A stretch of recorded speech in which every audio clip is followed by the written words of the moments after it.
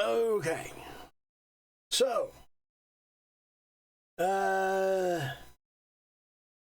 we got some new people here. We got like a half dozen new subscribers, which is surprising. And you may have seen the time lapse that I put out over the past couple of days.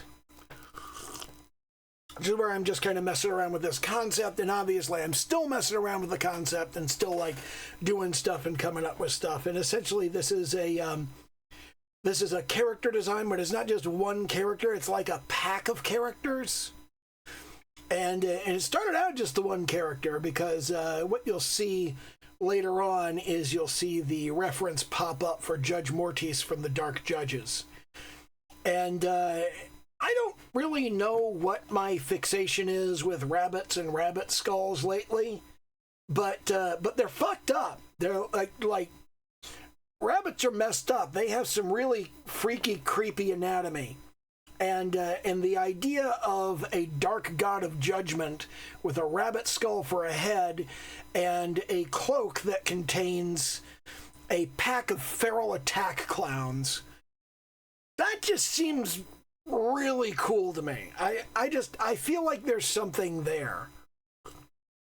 There's this weird sort of direction that I want to look at with that, and I've been kind of messing with this, and we've got the main character Alatar, the Eternal Vigilance, and then underneath of that, there is obviously a strong Cenobite influence here. I mean, Hellraiser is not a movie, it is a religion.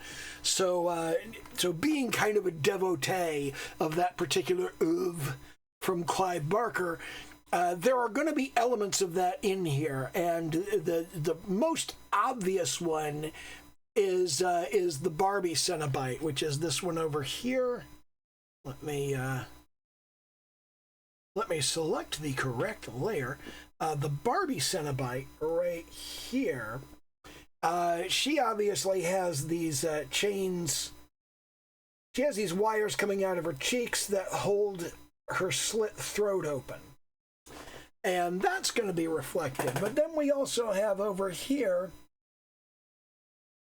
we have the Chattering Cenobite, who has these wires that go around his head and hold his mouth open in this kind of rictus grin. Now, the other two over here, I don't really have, like, any intention of doing, like, rip-offs of these, but it's just the kind of feel that I want. I want that kind of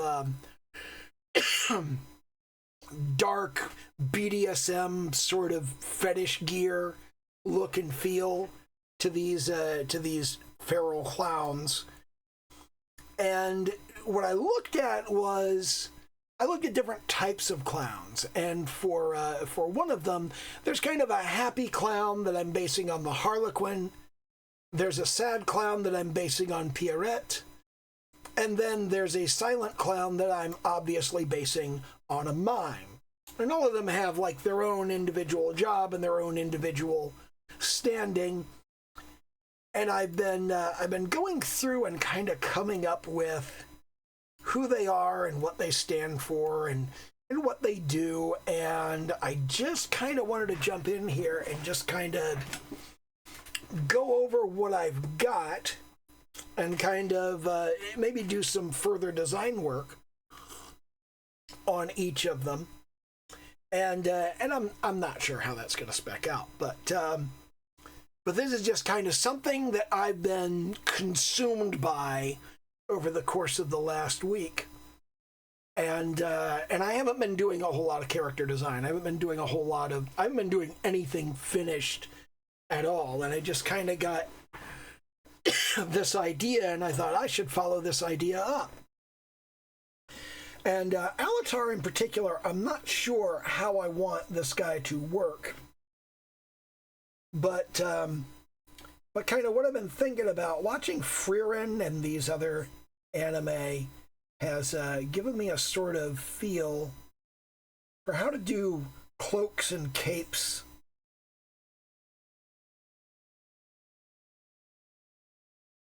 And I feel like I feel like it's a really messed up kind of thing. Like, I was originally thinking that this should be this voluminous, sort of swirling, swooping cape that just kind of rests in loose folds and cascades. But I think a stiffer kind of cloak would actually work better. So if we take something like this, and we just go, okay, so here's this kind of high neck, which doesn't really matter because the rabbit skull is going to sit over top of it.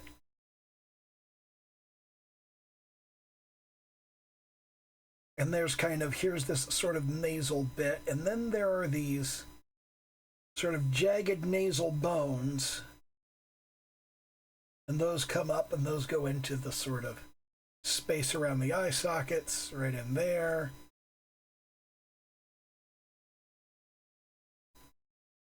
And that conceals pretty much the entire space. But then this here, rabbits have this messed up kind of, shit.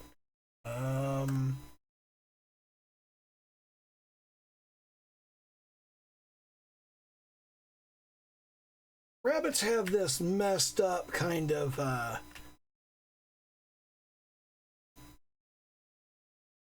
formation to their skulls, and they have a sort of forked thing going on up here.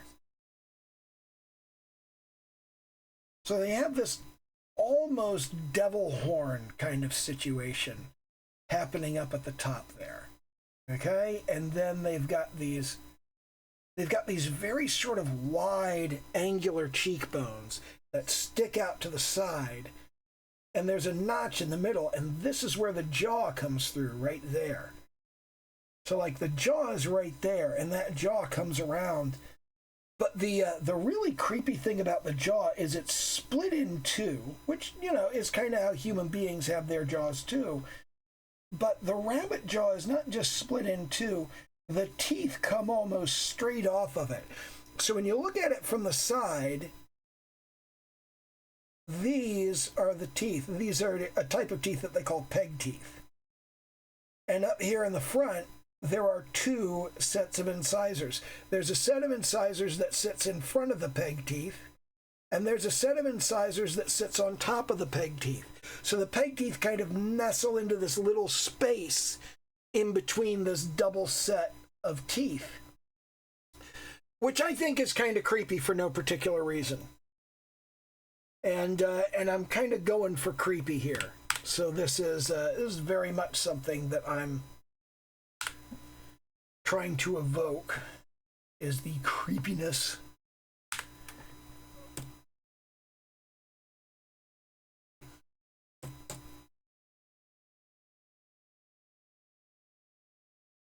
So we got this kind of thing going on with the face and with the head, and that would kind of sit on here. And I think the neck would actually be like more up here, more in this space.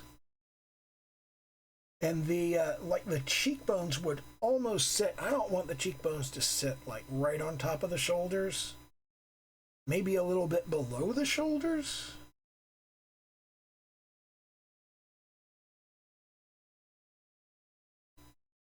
So the shoulders would kind of come out like this. And then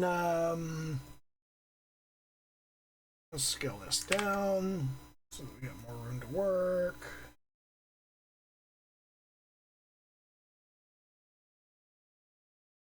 If we take that,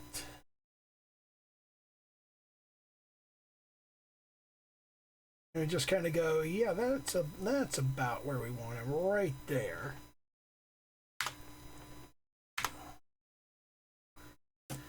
Then we'll deselect that, and we'll go back to our brush, and if we just have a kind of rigid set of robes,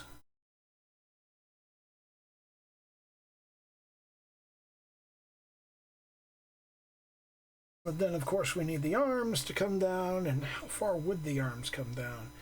If we're kind of, if here's the neck up here, and here are the shoulders, we get our shoulders would come down, we've basically got a waist would be right about here, and the hands would come down to about here. So we'd want the sleeves to come down to about here. And then, like, this would be a hand poking out. The silhouette of this needs to be fairly different. These shoulders need to be broader, like a lot broader. So let's bag this up a bit.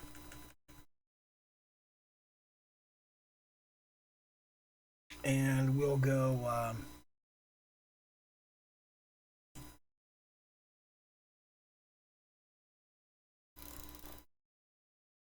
just erase right in that vicinity right there, and we'll erase in this vicinity right here.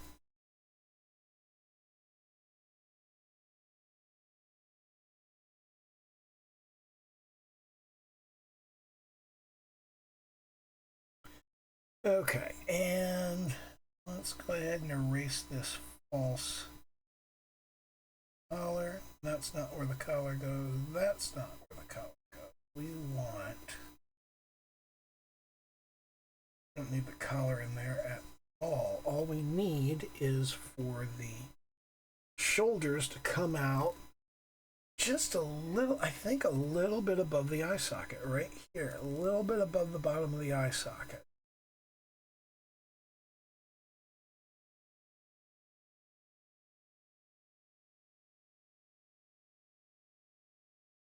Take that out right here, bring it downward like that.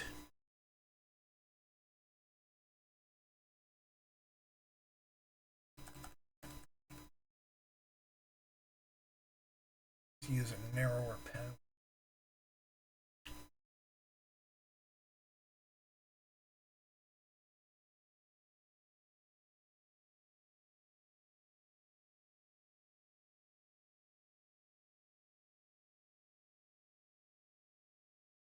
Bring that out about like that. The body is typically about 3 heads wide, so we want to bring it out about the same as the width of the head.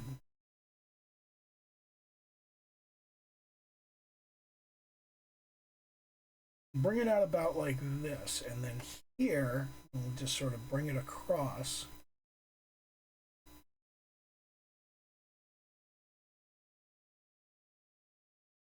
And let's give it a fairly wide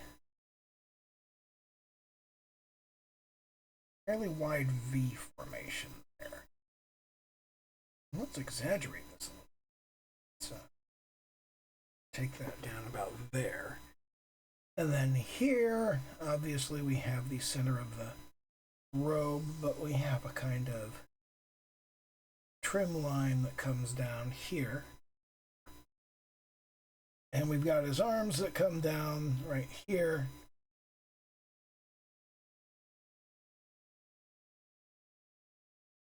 And the arm would come down here.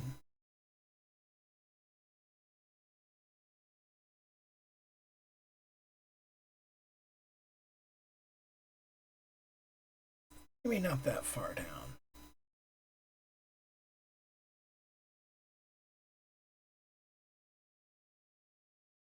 Maybe we'll keep his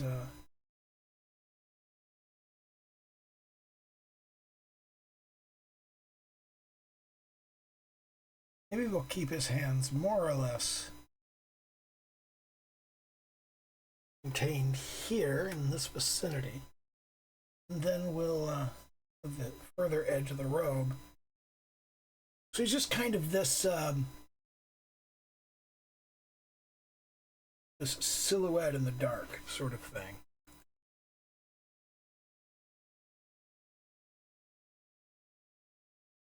I'm gonna pull that off right there, and we'll jump in over here and go blip.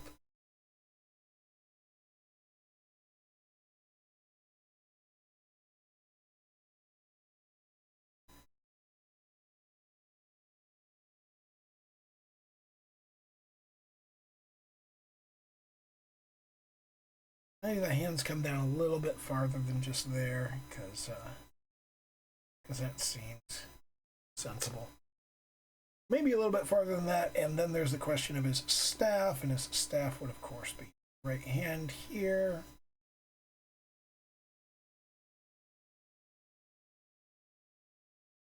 And this staff is kind of unapologetically based. Megumin's staff in Konosuba.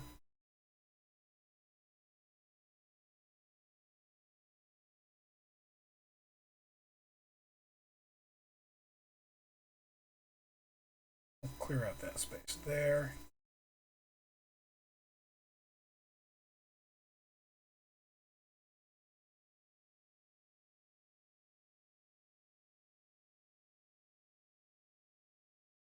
There we go. We kind of got that going on there, and we got that going on there. Now, how exactly I want him to look, I sort of want this to be a kind of... I want this to be a kind of deep gray. Let's do a new layer here. We'll pull that down, and kind of, what color gray do I want to use? Let me come up here to the palette, and we'll, about right. Yeah, it seems about right.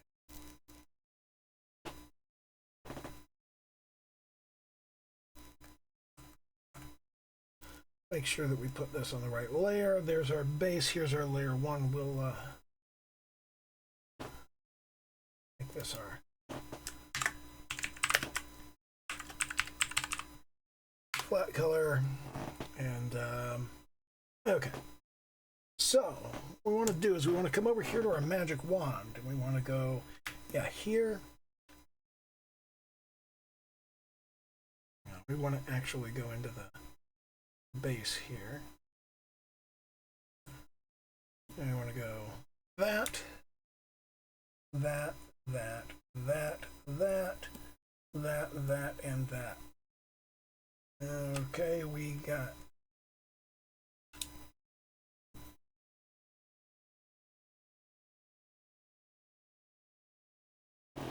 where's our close gap? Let's do a little more close gap.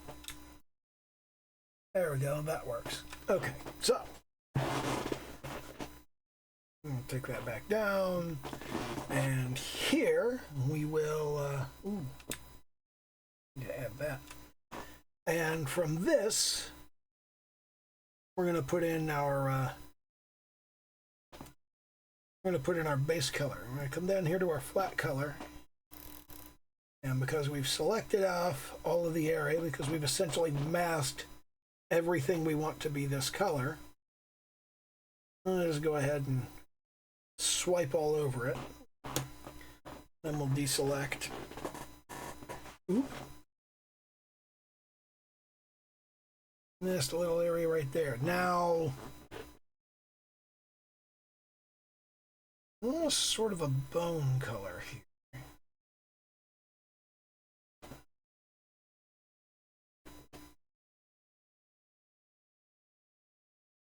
If we deselect,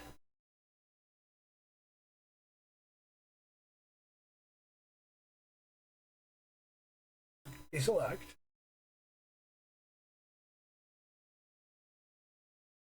that's not a bad bone color, but let's get a little bit more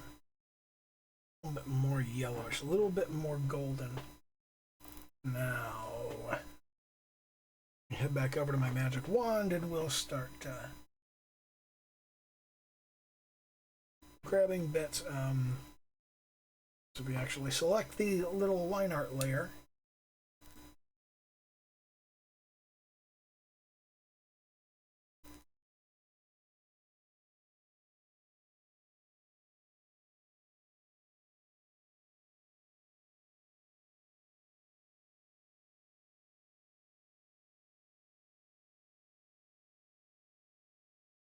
Okay, I think I've got it all. So, grab that, grab our line, and we'll come down to our flat color, where, you know what? New layer for this one.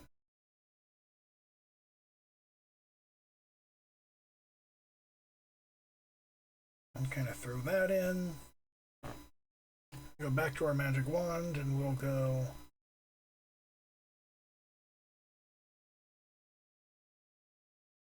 grab that eye socket, grab the other eye socket, grab this little nose area there.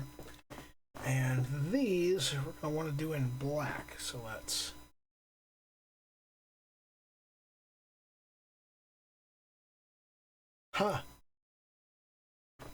It is purely by chance that this worked out because I was selecting in the wrong layer, but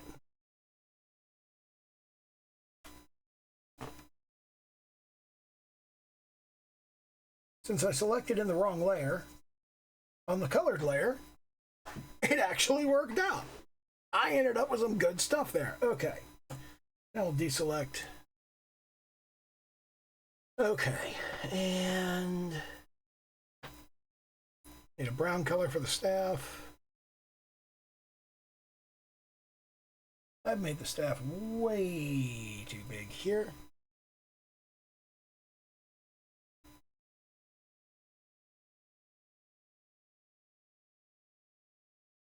But that'll work. Fuck it.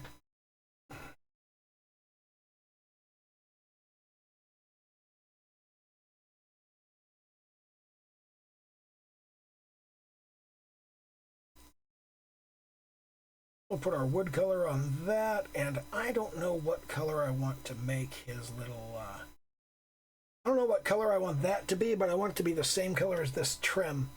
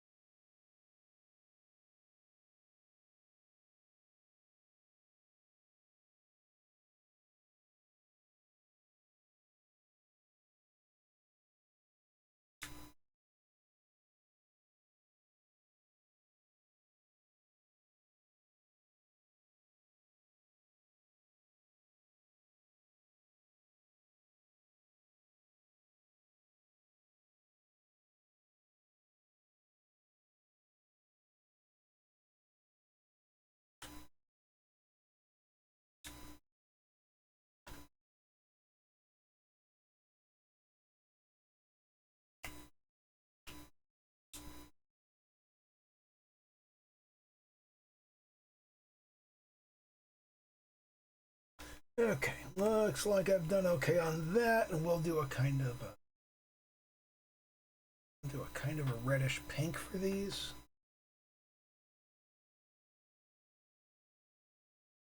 And we will again add a new layer.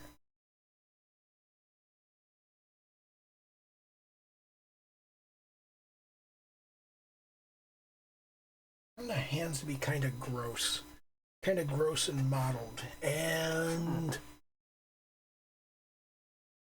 now we have the question of these two bits. I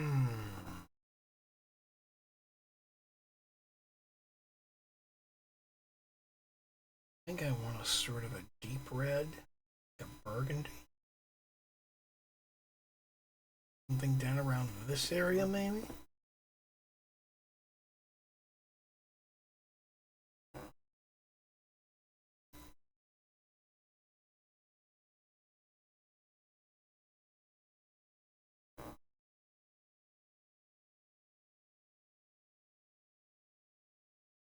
Yeah, I like that. That's got a good feel to it.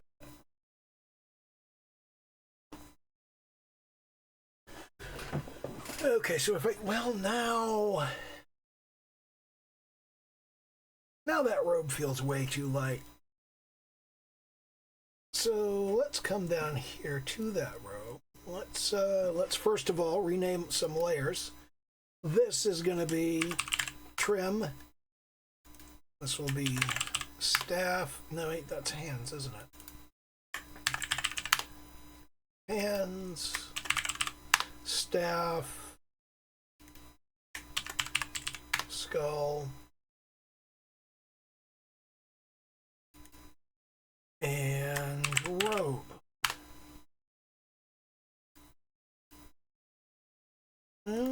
It's okay. This is eye sockets. That's the skull. And that's the robe. Now, I can take all of these right here. I can go all of these and just go protect alphabet. And then I can come down here to the robe and I can just go, since I've protected alphabet, since I've locked the transparent area, I can just take this and I can go, you know what? I don't like that color. I want it to be a very, very dark red like that.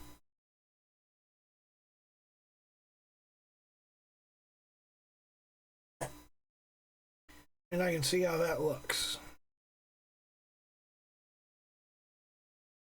And I don't like it. I want to make that more of a, I want to make that brighter. Let's try that. I don't want him to look too bright, but I also don't want him to look too drab. Maybe if we do something in the violet range, something around here. What does that, how does that, that's too bright. What about that? Kind of a deep violet. That really sets off the hands. I'm kind of liking the look of that, so I think I'm gonna stick with this color. And now let me turn off the Protect Alpha and go. There's a few areas here that need to be colored in. Right, like that. And once those are done, I can turn Protect Alpha back on. You just fix those areas and turn the protection back on. So that's kind of, this is kind of the look and feel that I'm looking for. Creepy and messed up. I think those arms need to be longer. I think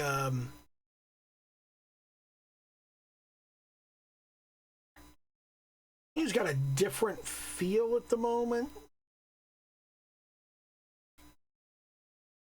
I don't know. I need to mess with that somewhat. I need to kind of come up with a better idea for how to do that.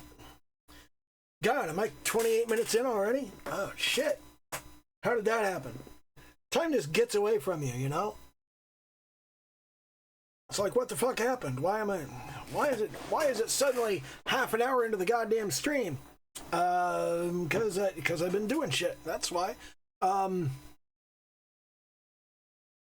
Now there was some stuff I wanted to talk about because I had some thoughts, I had some ideas and concepts, and sort of how that specs out is.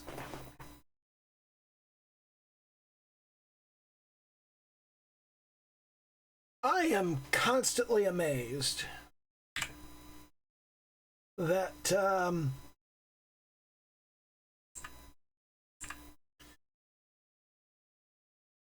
that I improve at all, because I don't feel like I'm improving.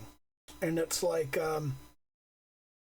everything goes back to certain basic ideas, and one of those basic ideas is that when you draw, you're establishing the edges of a thing, you know? And whether you draw or not, the edges of the thing need to be established, but there's another way to establish the edges of that thing, and that is to paint.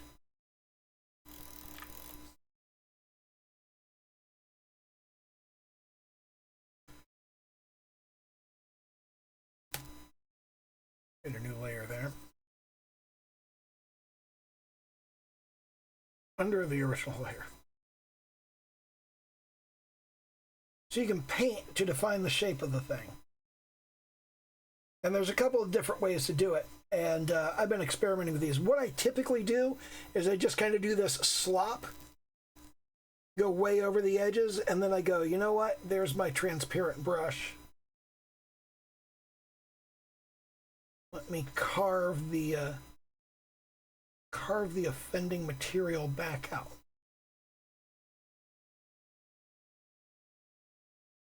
And the problem is, I don't think this works too well. And what I've been doing instead, and what you probably noticed in the last thing that I was doing, is I have been making extensive use of the magic wand tool. Oh.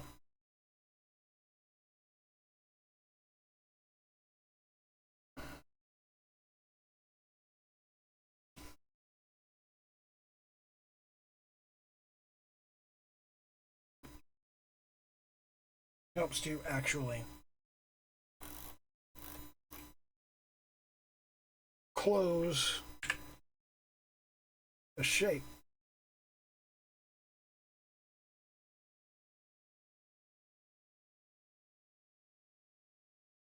Then clean up the edge a little bit.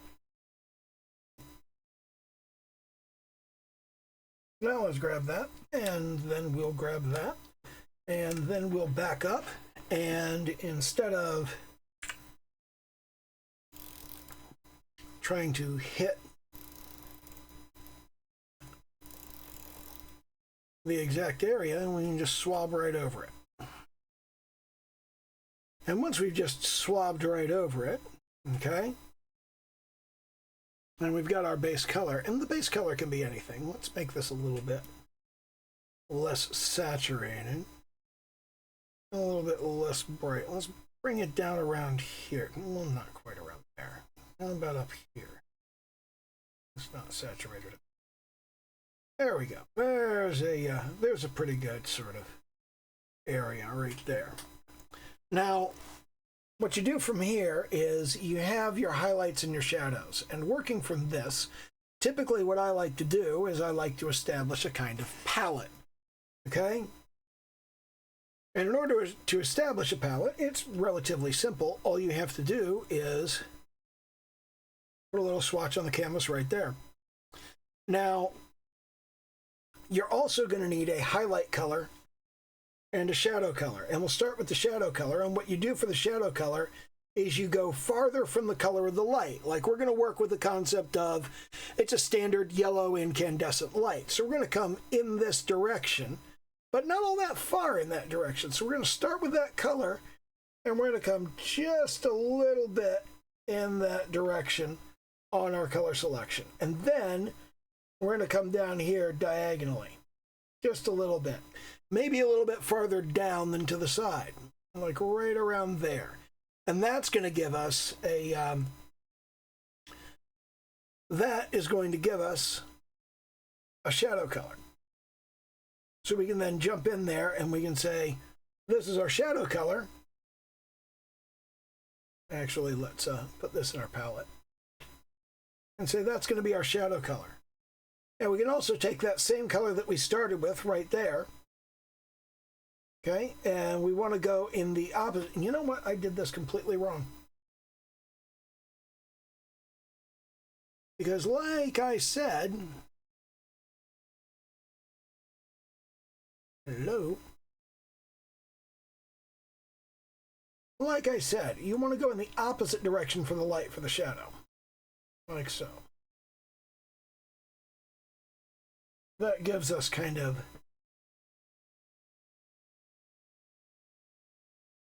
this go. I am not having a good day.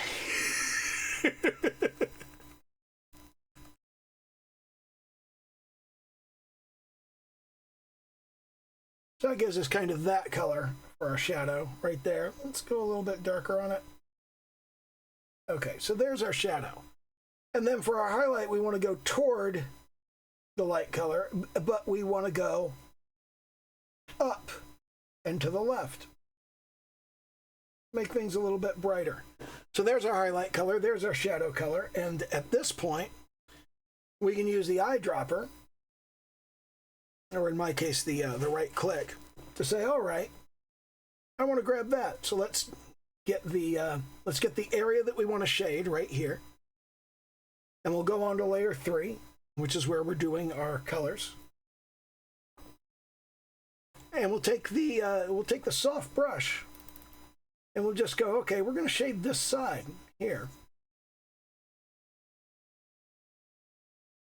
And you shade up to the spot that it's going to be shaded to, and then you just shade darker as you get farther away until you get pretty much the result that you want. Like, that looks pretty good.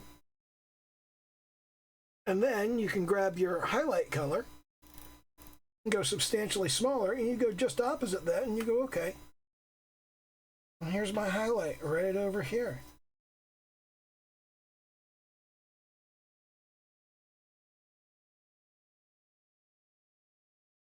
And on top of this, you could say, all right, is the light pointed more up or down? If the light's pointed upward, then you want to take this color here and you want to make it darker. So if the light's pointed kind of upward and you've got some light getting on here, but not as much, then you get that sort of situation. But if the light's pointed more downward,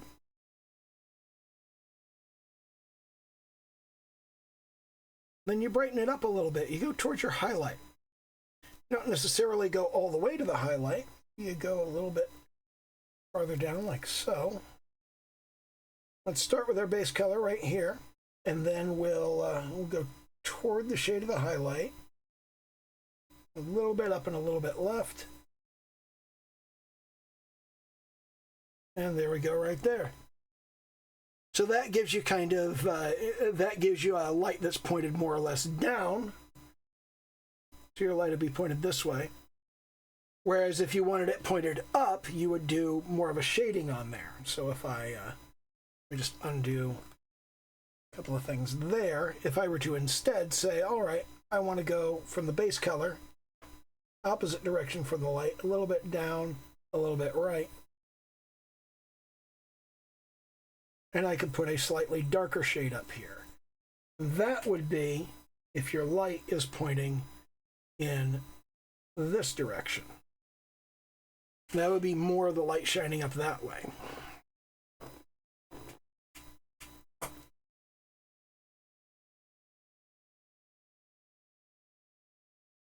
Go back to layer 2, we'll select that.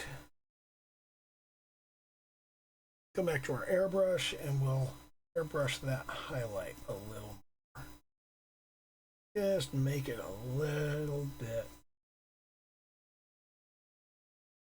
There we are. If you go a little bit too far, then you can just go back to your mid-tone color, put a little of that back in. That's fine.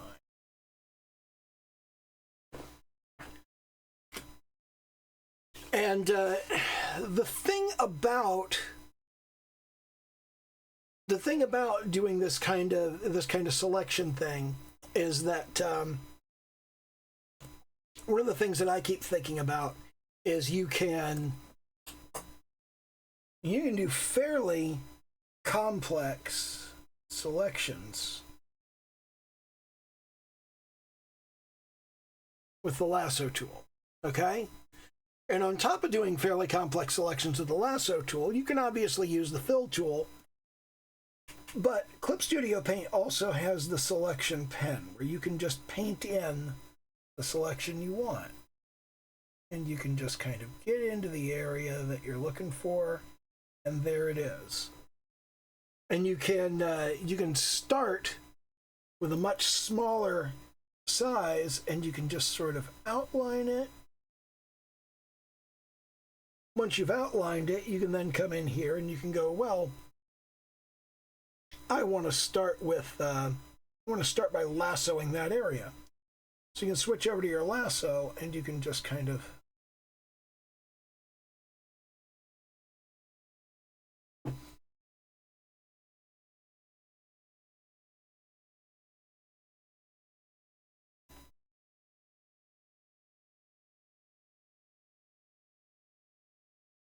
go into the area and circle around, and you kind of fill in the... Gotta put it in the add to selection mode. And you gotta start your selection from outside of a selection. All kinds of little bits and pieces.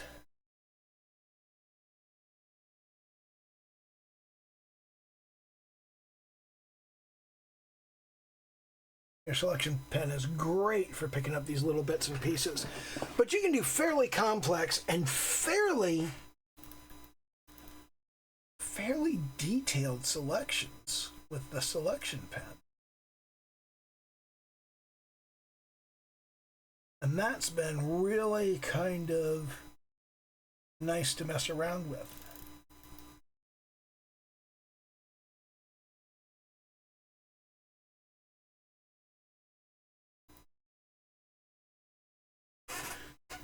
So you can do these complicated and involved selections. You can also turn on a remove selection, and you can just remove little areas in the middle there. And I've been messing around with a lot with that. But kind of what I was getting at with this, what I really kind of wanted to highlight here, no pun intended, was that working on these basics and working on like doing a whole bunch of still lifes and stuff, and the work on rabbit skulls with reference, that's also a still life, really. So so working with that sort of stuff is improving these core skills, these basic skills, and I feel like a lot of people want to talk about the thing that kicked them over the edge from being at one level of their art to being at the next level of their art. I feel like they want to say, here's the thing you need to do. It's the thing that got me over this hump. And the way that learning anything works is you start off, you're just kind of going along and you don't know what the heck you're doing, okay? And let me turn off these layers and we'll create a new layer. Okay, so you're going along and you're not really knowing what you're doing, and then you start to learn, and that kind of climbs upward. And then you get to a point, and it kind of drops off a little bit, and you level off again. Because you learn, and you learn, and you learn, and you learn, and you learn some new stuff, and then you just kind of settle, and your brain goes, it's too much shit, I can't hold it all. And you drop off a little, and then you level off. But then you start to learn, and then you click over this hump and you level off for a while. And what happens for a lot of people is they'll do this really fast, but then they'll spend a really long time in here. And that's very much what's happening with me. I'm spending a long time down here, and then I just go, oh, wait a minute, and then level off for a really long time. This happens over and over again. It's how learning anything goes. If this is really quick and this is really long, you feel like nothing you do in here is working. But it is. It's getting you closer to that point where everything comes together and it fits together. So a lot of people just take what they learned in here and they go, this is the thing you need to learn. No. This is the thing you need to learn. All of this, from beginning to end, all of that stuff that you learned in there was important. It's like a puzzle. You got a puzzle, and the puzzle has a whole bunch of pieces. And the last piece that you put in the puzzle that finishes the picture, that's important. You need that last piece. But you need all of the pieces. If you don't have all of the pieces, you don't get it all done. And there are a lot of people that have these like fragmented skills and fragmented talents because they're not learning the basics and they're not learning the fundamentals. And the problem is that when you're learning the basics and fundamentals, it feels like you're not getting anything done. It certainly feels that way to me. But when you work on the basics and you work on the fundamentals and then you get to a point and you go, I'm tired of working that. I want to work on actually like getting something done, on finishing something, on having a piece. This is a much more ambitious piece than I would have attempted like 4 months ago. But because I've done all of this work on fundamentals, because I've done this work on still lifes, because I've done this work on shading, because I've done this work on lighting, because I've done my little studies on skulls, and I've done my little studies on drapery and folds, and I've watched a buttload of anime, and I've done the work on watching Frieren taught me a whole lot of stuff about drawing cloaks. Because I went, wow, that cloak's really simple to draw, isn't it? Perceiving that was a skill. I had to learn how to perceive that drawing that cloak was a thing I could do. It was easy once I perceived it, but learning how to perceive it, learning how to just look at the images and pull it apart and go, oh yeah, this is all based on just a few basic shapes, just a few basic concepts. And it doesn't really take any time at all to learn those and to put them together. And now I've got this framework that's fairly easy to put onto anything that I want. The problem is that a lot of the people you see trying to teach you how to do stuff are not actually teaching you everything. They're teaching you these tiny little fractions of what it was that they were learning. They teach you these little bits, the little pieces, but they don't teach you everything. And they don't teach you everything because they don't realize that everything was important. They just don't quite get that that everything up to this point mattered. That it all mattered, that all of this stuff, that wasn't stuff that doesn't work. It was stuff that you also needed. This isn't the one secret. It's not the master key. It's not the thing that makes the difference. It's just the last thing you learned. It's the last of the 20 or 30 things that you learned or studied or practiced that got you over this little hump. And you feel like you're worse immediately after you learn something because you do hit that little hump where you can't fit more into your brain. Your brain goes, I need to rest. I need to process all of this and put it all together. And that's what all of that is. And once your brain's put all of it together, you start to make that climb again. And you go, oh, look, I'm back where I was. And then you do that climb and you actually get farther toward where you're going. And what I'm really trying to get to a point where I can think of a thing and just go draw it. I've seen a lot of artists do that, and all of them are like people have been in art for 15, 20 years. So I don't expect to get there except in another 10 years or so. But that's where I'm trying to get to. And on my way there, there's going to be a bunch of improvement, and I'm going to pass through a bunch of stages on the way there. And that is fine. It's fine to take a long time getting somewhere. It's fine to pass through a lot of stages on the way there. But because I'm aiming at this really difficult goal, I'm learning a bunch of stuff that's applicable at different levels. And it's not until I start putting the pieces together where I go, oh, let me come up to this next level. And then this thing that I learned is suddenly useful. I've already done some of the bits here. So I can climb up to that next level faster, and I can climb up to that next level faster.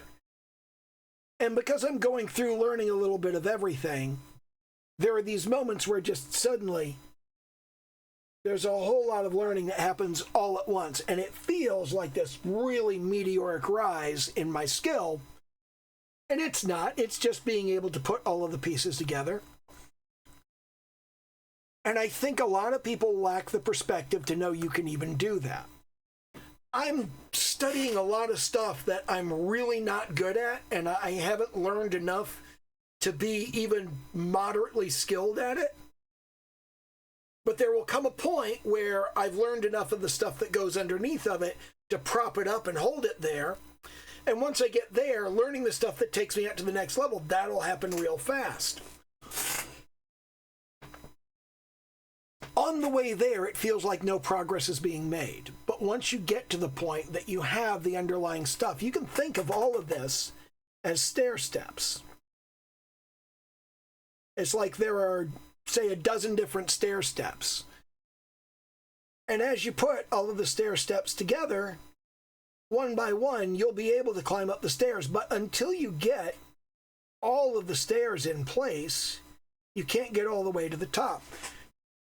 And because people will tell you, here's how to get that last stair in place, if you've got the last stair of a staircase in place and you're standing down here, you still can't climb the stairs. You have to put the first stair in place, and you have to have all of the middle stairs in place.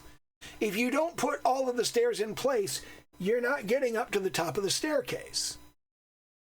And a lot of the people I see trying to teach lessons and trying to go, here's how you practice art, they've built the whole staircase, but they think only the last step is what mattered.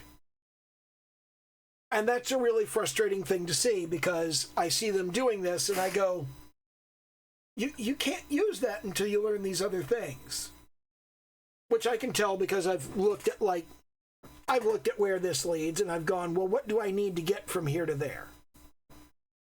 And because I've got a fair degree of experience in breaking things down and knowing, well, what's missing from my work? That's missing, that's missing, that's missing, that's missing. And you fall into this pit of despair. It's like, there's 4 things I need to learn, and all of them are big, and all of them are difficult, and I don't know anything about them. But there's no way around it. You got to fill those 4 steps so that you can get up to that next level.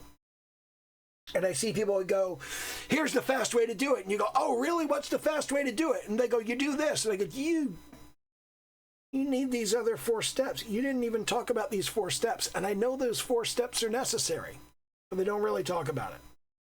And I don't know. Anyway, it's we're closing up on an hour. I'm getting fairly close to it. So I'm going to go ahead and bail on this. I feel like I made some decent progress on Alatar, the Eternal Vigilance. I will be talking more about the pack of feral clowns that he has under his robe over the coming weeks and months, I'm sure. But for the moment, I'm just going to leave it at, hey, do the little YouTube dance, like, comment, subscribe, all that happy horse shit. And yeah, okay, bye.